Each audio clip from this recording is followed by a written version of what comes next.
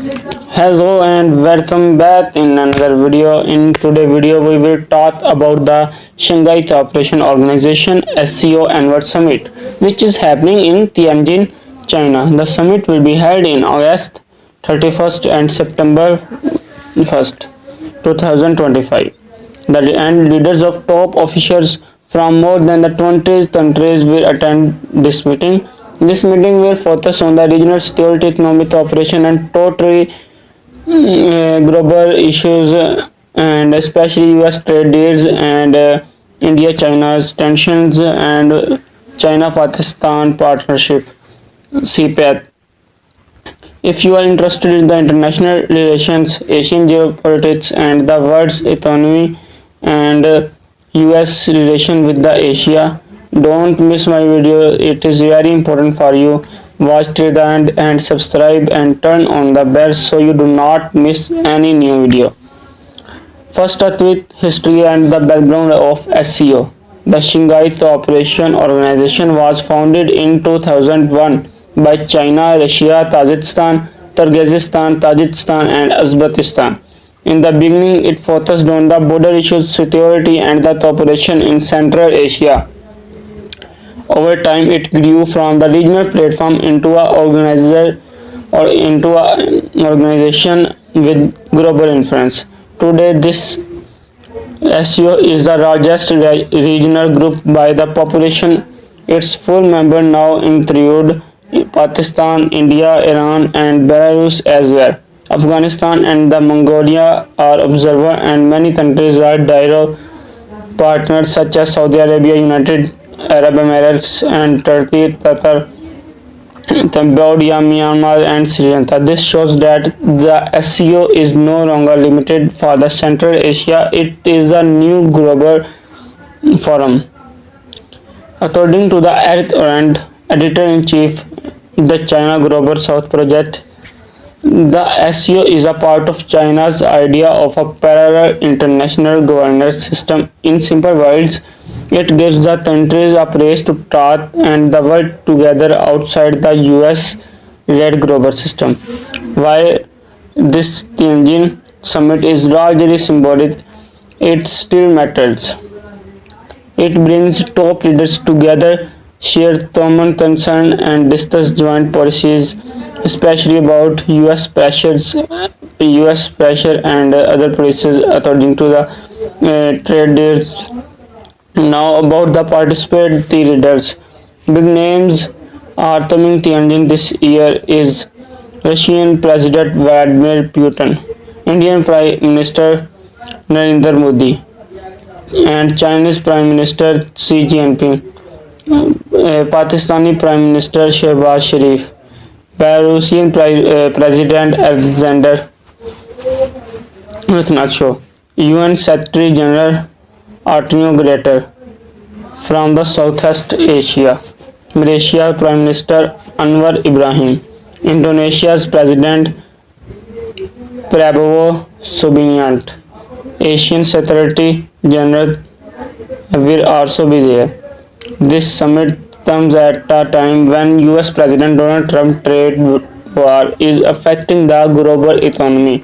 It is not only the hitting China but also US allies and many developing countries. There are all disputes among the several attendees too, like India, Pakistan, India, China, Saudi Arabia, Iran, and the complex ties between the Central Asia with China and Russia.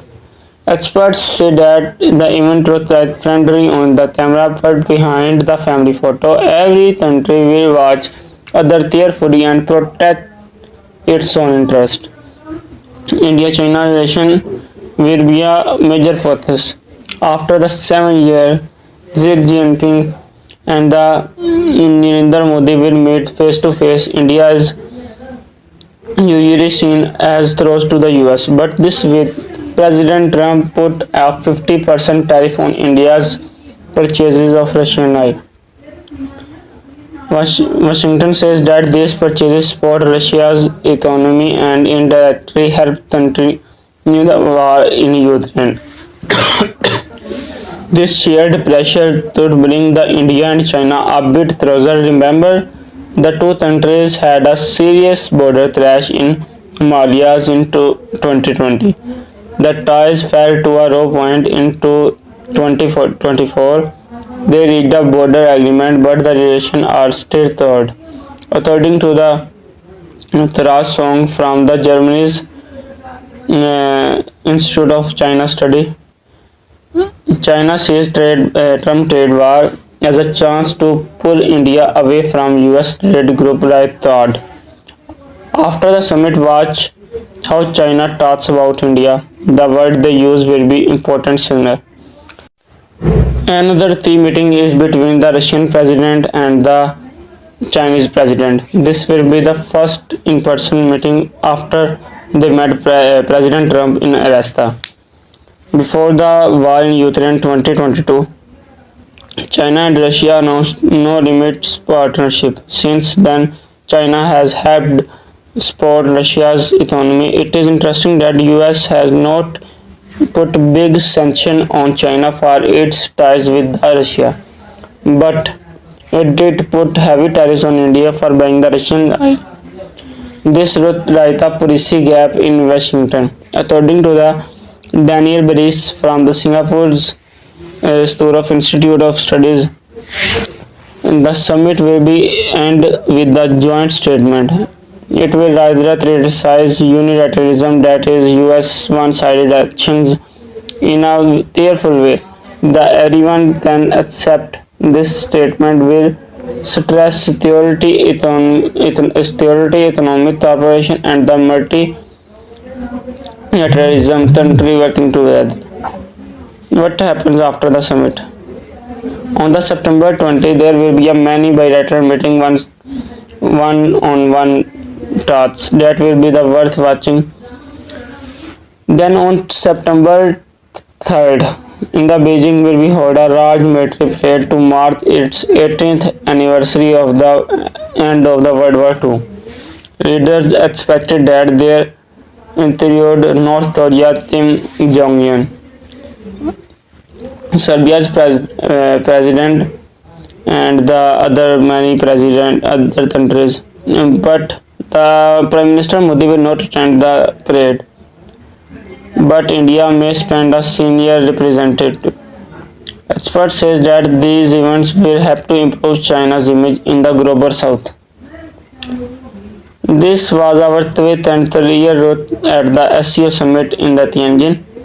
The summit will affect not only Asian politics but also the global relations with the world economy. What do you think? How will India-China ties change? Will this be a short-term closeness or will they fix their problems? Tell us in the comments. If you like our video, like, share and subscribe. And do not forget to press the bell icon. See you in the next video. Goodbye.